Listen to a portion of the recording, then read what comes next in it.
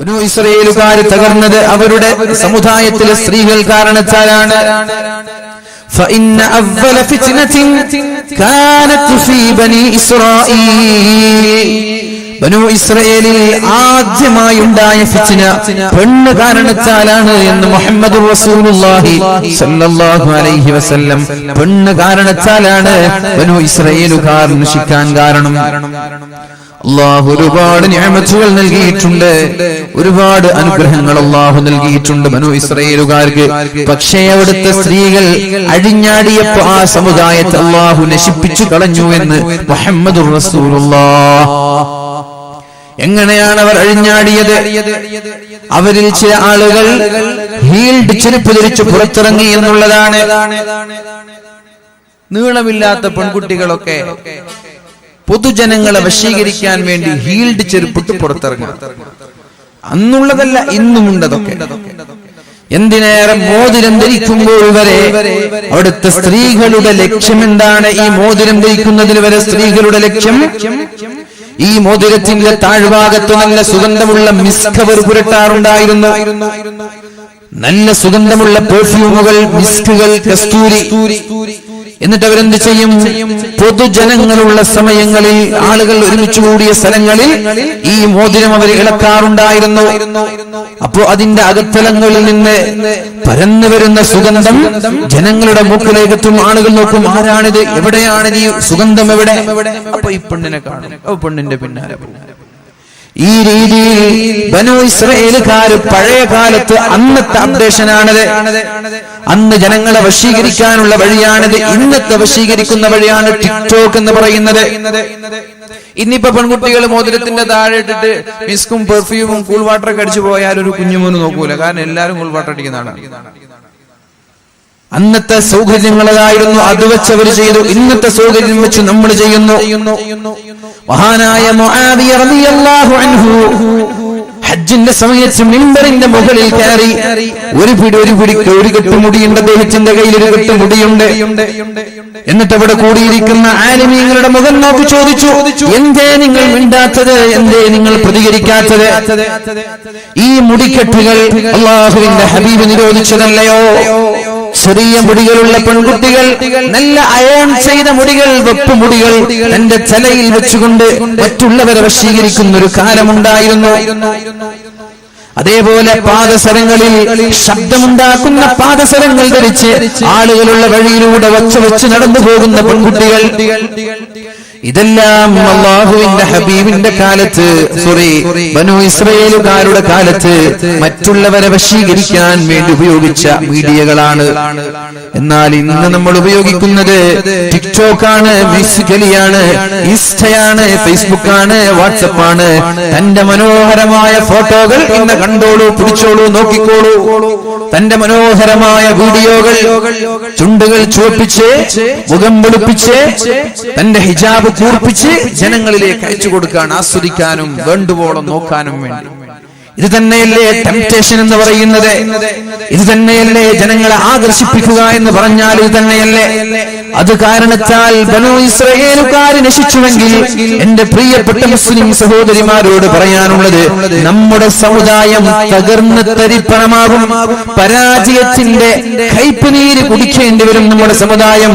ഈ ഒരു ആഭാസം നിരന്തരമായി തുടരുകയാണെങ്കിൽ, ഈ ഒരു ആഭാസം തുടർന്നാൽ പരാജയത്തിന് ഇനി കാത്തിരിക്കാനില്ല, പരാജയത്തിന് കാത്തിരിക്കാനില്ല. ഹബീബിന്റെ കാലത്ത് തന്നെ യജൂജ് മഅജൂജിന്റെ വൻമതിലുകൾക്ക് വിള്ളൽ വീണിട്ടുണ്ട് എന്ന് മുഹമ്മദുർ റസൂലുള്ളാഹി സ്വല്ലല്ലാഹു അലൈഹി വസല്ലം. ഹബീബിന്റെ കാലത്ത് യജൂജ് മഅജൂജിന്റെ വൻമതിലുകൾക്ക് വിള്ളൽ വീണിട്ടുണ്ട് എന്നാണ്. എന്നാൽ ആ വിള്ളലുകൾക്ക് വലിപ്പം കൂടി ഇതാ നമ്മൾ നശിക്കാൻ പോവുകയാണ്, തകരാൻ പോവുകയാണ്, പരാജയത്തിന്റെ കൈപ്പുനീര് കുടിക്കാൻ പോവുകയാണ്. അതുകൊണ്ട് എന്റെ പ്രിയപ്പെട്ട സഹോദരിമാരോട് പറയാനുള്ളത്, ഇത്തരം മീഡിയകളിൽ നിന്ന് മാറി നിൽക്കണം എന്നല്ല ഞാൻ പറയുന്നത്. അത് നിങ്ങളുടെ ഇഷ്ടമാണ്. ഹലാലായ രീതിയിൽ എങ്ങനെ ഉപയോഗിക്കാൻ പറ്റുമെന്ന് നിങ്ങളാണ് ആലോചിക്കേണ്ടത്. അപ്പൊ നമ്മൾ എന്ത് ചെയ്യണം? എന്താണ് ഇനി നമ്മൾ ചെയ്യേണ്ടത്? നമ്മുടെ വീഡിയോകളും നമ്മുടെ ഫോട്ടോകളും നമ്മുടെ ഫാമിലി സർക്കിളിന്റെ അകത്ത് തന്നെ ആയിക്കോട്ടെ, പുറം ലോകത്തേക്ക് വേണ്ട, പൊതുജനങ്ങളുടെ മുമ്പിലേക്ക് വേണ്ട. നിന്റെ ആങ്ങളമാർ, നിന്റെ ഭർത്താക്കന്മാര്, നിന്റെ മക്കള്, നിന്റെ വീട്ടുകാർ കണ്ടോട്ടെ, കുഴപ്പമില്ല. നിന്റെ അഭിനയം, നിന്റെ സൗന്ദര്യം, നിന്റെ ശരീരം, നിന്റെ വസ്ത്രം, നിന്റെ എല്ലാ അക്ഷരങ്ങളും നിന്റെ വീട്ടുകാർ കണ്ടോട്ട് ഒരു കുഴപ്പമില്ല. പക്ഷേ പൊതുജനങ്ങളുടെ മുമ്പിലേക്ക് പ്രദർശിപ്പിക്കുന്നത്, അന്യ പുരുഷന്മാരുടെ മുമ്പിലേക്ക് നീ പബ്ലിഷ് ചെയ്യുന്നത് തെറ്റ് തന്നെയാണ്. മുസ്ലിം സമുദായത്തിന് തെറ്റാണ്. ഇനി ലിബറലിസം തലക്ക് പിടിച്ച ആളുകൾ, സോഷ്യലിസം തലക്ക് പിടിച്ച ആളുകൾ, യുക്തിവാദം തലക്ക് പിടിച്ച ആളുകൾ, ഫെമിനിസം തലക്ക് പിടിച്ച ആളുകൾ, നിങ്ങൾക്ക് സുഖമില്ലേ എന്ന് ചോദിച്ചാൽ പറയാനുള്ളത് ഇത് എന്റെ അഭിപ്രായമല്ല, മുസ്ലിമീങ്ങൾ പറയുന്നത് അള്ളാഹുവിന്റെ തീരുമാനമാണ്, അള്ളാഹുവിന്റെ പരിശുദ്ധ ഖുർആനിന്റെ തീരുമാനമാണ്, നമ്മുടെ സ്വയം തീരുമാനമല്ല നമ്മൾ ഇവിടെ പറയുന്നത്.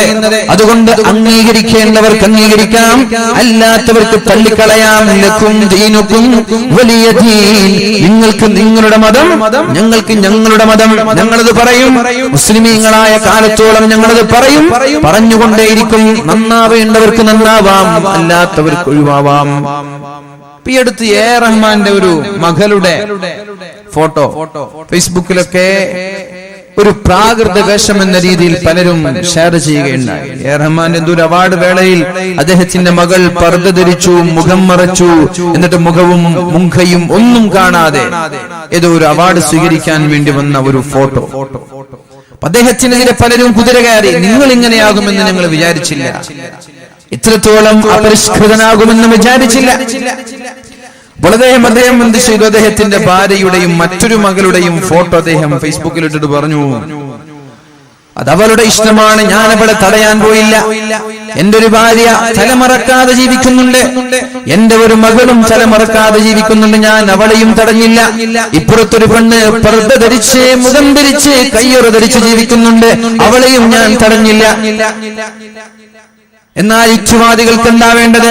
തലമറക്കാതെ ശരീരത്തിന്റെ ഔറത്ത് മറച്ച ആളുകളെ ഒരു പിതാവ് തടയുന്നത് അവർക്ക് ഇഷ്ടമല്ല. ഏതെങ്കിലും ഒരു പെണ്ണ് തലമറക്കാതെ ഔറത്ത് മറക്കാതെ പൊതുജനങ്ങൾക്കിടയിൽ ഇറങ്ങുകയും അതിന്റെ പേരിൽ പിതാവ് ശകാരിക്കുകയും ചെയ്താൽ കുതിര കയറാൻ ഇവിടെ യുക്തിവാദികൾ വരും. അദ്ദേഹത്തിന്റെ ഭാര്യയും മകളും തലമറക്കാത്തതിൽ അവർക്ക് യാതൊരു കുഴപ്പമില്ല, മുഖം മറക്കാത്തതിൽ കുഴപ്പമില്ല, ശരീരത്തിന്റെ അവയവങ്ങൾ മറക്കാത്തതിൽ അവർക്ക് കുഴപ്പമില്ല. അവരുടെ കുഴപ്പം ഒരു പെണ്ണ് അവളുടെ സന്തുഷ്ടപ്രകാരം, അവളുടെ സ്വയം ആഗ്രഹപ്രകാരം ശരീരം മുഴുവനും മറച്ചാൽ യുക്തിവാദികളെ നിങ്ങൾക്കെന്ത്, ഫെമിനിസ്റ്റുകളെ നിങ്ങൾക്കെന്ത്, ലിബറലിസം തലക്ക് പിടിച്ച നിരീശ്വരവാദികളെ നിങ്ങൾക്കെന്ത്? ഓരോ ആളുകളുടെ ഇഷ്ടമല്ലേ ഓരോ ആളുകൾ വേഷം ധരിക്കുന്നത്, ഓരോ ആളുകൾ വസ്ത്രം ധരിക്കുന്നത്, ഓരോ ആളുകളുടെ ഇഷ്ടമല്ലേ ചുറിയാൻ വരരുത്. നിങ്ങൾക്ക് ഇഷ്ടമുള്ളത് നിങ്ങൾക്ക് ധരിക്കാം, നമ്മൾക്ക് ഇഷ്ടമുള്ളത് നമ്മൾ ധരിക്കുന്നത്ര മാത്രം. അത് തന്നെയാണ് വാലിലും ഒരാളെയും ഇവിടെ നിർബന്ധിക്കാൻ പോകുന്നില്ല. നിങ്ങൾ അത് തന്നെ ധരിക്കണം, അത് തന്നെ ചെയ്യണം. ഒരാൾക്കും ഇവിടെ നിർബന്ധമില്ല. വേണ്ടവർക്ക് കേൾക്കാം, അല്ലാത്തവർക്ക് തള്ളാം. അതാണ് നമ്മുടെ വാലിന്റെ ഉദ്ദേശം. ഇവിടുത്തെ വാലുകൾ വേണ്ടവർക്ക് കൊള്ളാം, അല്ലാത്തവർക്ക് തള്ളാം. വേണ്ടവർക്ക് ഉൾക്കൊള്ളാം, അല്ലാത്തവർക്ക് അവഗണിക്കാം.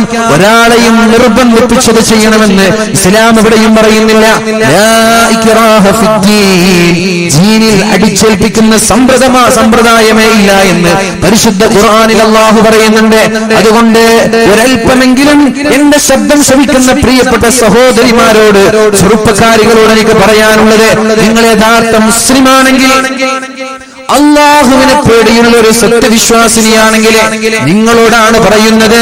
കാരണം നിന്റെ സൃഷ്ടാവ് അള്ളാഹുവാണ്, നിന്റെ ദൈവം അള്ളാഹുവാണ്, നിന്നെ സൃഷ്ടിച്ചത് അള്ളാഹുവാണ്.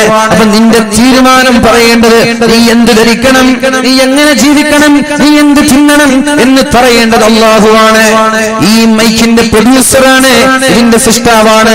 ഇതെങ്ങനെ ഉപയോഗിക്കണം എന്ന് പറയേണ്ടത്, എത്ര വാട്ട്സ് വേണം, ഇതിന്റെ ആംപ്ലിഫയർ എങ്ങനെ വേണം, ഇതിന്റെ സിസ്റ്റർ എങ്ങനെ വേണം, എല്ലാം പറയേണ്ടത്, ഇത് എത്ര കാലം ഉപയോഗിക്കണം, ഏത് രീതിയിൽ ഓപ്പറേറ്റ് ചെയ്യണം, ഇതെല്ലാം പറയേണ്ടത് ഇതിന്റെ നിർമ്മാതാവാണ്, മൊബൈൽ ഫോണിന്റെ നിർമ്മാതാക്കളാണ്. ഇതെങ്ങനെ ഉപയോഗിക്കണമെന്ന് പറയേണ്ടത്, വെള്ളത്തിലിടണോ ഇടേണ്ടേ എന്ന് പറയേണ്ടത്, വെള്ളത്തിലിടാൻ പറ്റുമോ ഇല്ലേ എന്ന് പറയേണ്ടത് ഇതിന്റെ നിർമ്മാതാക്കളാണ്. എല്ലാ നിർമ്മാതാക്കൾക്കും അവരവരുടെ സ്വാതന്ത്ര്യം നൽകിയപ്പോ എന്റെ സർവ്വലോക സൃഷ്ടാവായ അള്ളാഹുവിന്റെ സൃഷ്ടികളെന്ന് വിശ്വസിക്കുന്ന മുസ്ലിം സമുദായത്തിലെ മുസ്ലിമീങ്ങൾക്ക് അള്ളാഹു പറഞ്ഞത്, അവരുടെ സൃഷ്ടാവ് പറഞ്ഞത് ഉൾക്കൊള്ളാൻ നിങ്ങൾക്ക് സമ്മതം നൽകാൻ കഴിയാതെ വന്നുപോയത് എന്തേ നിങ്ങൾക്ക് ചൊറിച്ചിൽ വരുന്നത്? അതുകൊണ്ട് എന്റെ ശബ്ദം ശ്രവിക്കുന്ന പ്രിയപ്പെട്ട സഹോദരിമാരോട് പറയാനുള്ളത്, നമ്മൾ എന്ത് ചെയ്യണം? അള്ളാഹുവിനെ പേടിയുള്ളവരാണെങ്കിൽ, അല്ലെങ്കിൽ കുഴപ്പമില്ല, ദീനിൽ വിശ്വസിക്കുന്നവരാണെങ്കിൽ ഇത്തരം ആഭാസങ്ങളിൽ നിന്ന് മാറി നിൽക്കണം. നമ്മുടെ ഔറത്ത്, നമ്മുടെ സൗന്ദര്യം അത് നമ്മുടെ ഭർത്താവിനെ നമ്മുടെ വീട്ടുകാരുടെ മുമ്പിൽ പ്രദർശിപ്പിക്കാനുള്ളതാണ്. അല്ലാതെ പൊതുജനങ്ങളുടെ മുമ്പിൽ ഔറത്ത് വെളിവാക്കി നടക്കുന്നത് ഏത് യുക്തിവാദിക്കാൻ അതൊരു രസകരമാക്കി തോന്നിയത്? ചില ആളുകൾക്ക് ഇത് രസകരമായി തോന്നും. മുസ്ലിമീങ്ങളിൽപ്പെട്ട ചില ആളുകൾക്ക് തന്നെ അത് രസകരമായിട്ട് തോന്നും. എല്ലാവർക്കും അല്ല, മുസ്ലിമീങ്ങൾക്ക് വരെ ചില ആളുകൾ. എന്തിനേറെ പറയണം, ചില ആരോപണങ്ങൾ കടന്നു വരുമ്പോൾ വരെ, ചില ആരോപണങ്ങൾ കടന്നു വരുമ്പോൾ വരെ ആഘോഷിക്കുന്ന ആളുകളുണ്ട്, ആഘോഷിക്കുന്നവർ. എന്തിനാണ് ആരോപണങ്ങളിൽ നമ്മൾ ആഘോഷിക്കുന്നത്? ആരോപണങ്ങൾ എന്തിനാണ് നമ്മൾ പരസ്യപ്പെടുത്തുന്നത്?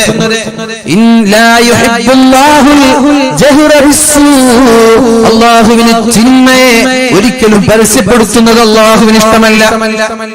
തിന്മകളെ പരസ്യപ്പെടുത്തുന്നത് അള്ളാഹുവിന് ഇഷ്ടമല്ല എന്ന് അള്ളാഹു തആല പരിശുദ്ധ ഖുർആനിലൂടെ നമ്മൾക്ക് പഠിപ്പിച്ചു തരുന്നുണ്ട്. ആര് തിന്മ ചെയ്താലും അത് പരസ്യപ്പെടുത്താൻ പാടില്ല എന്നാണ്.